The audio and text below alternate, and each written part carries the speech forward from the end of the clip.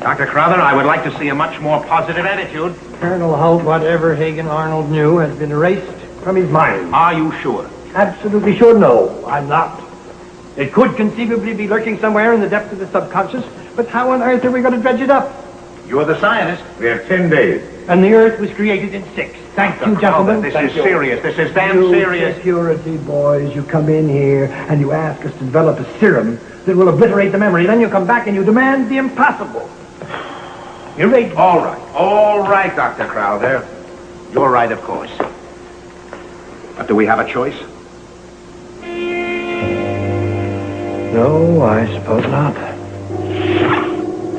We'll try. Good. I don't care what method you use, but the less people involved, the better. Well, there won't be any outsiders, but I've got to have my staff. All right. Colonel Cowan will remain here as liaison if there's anything you need. We must be getting back to the capital. Thank you, Dr. Crowther. I'll show you out. Excuse me, Colonel. All right.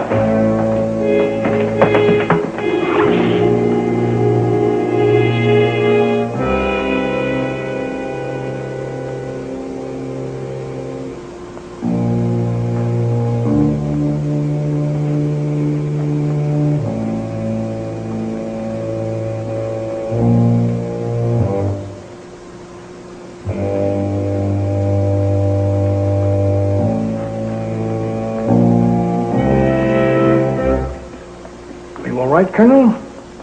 Why, yes, Well, I'm not very comfortable here, Doctor. I'm sorry. I know it's immature, but I have a feeling about death. I understand.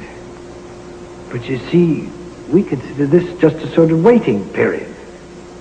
All the men and women here served the country with great distinction in their various fields, and they all died of ailments for which we have as yet no cures.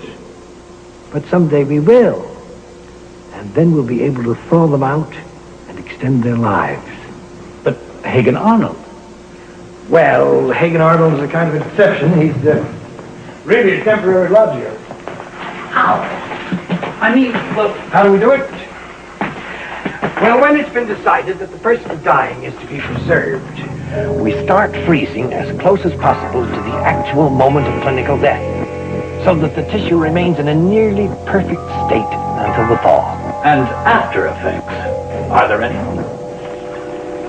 Almost none, if the process begins soon enough after death. This is our vital statistics room.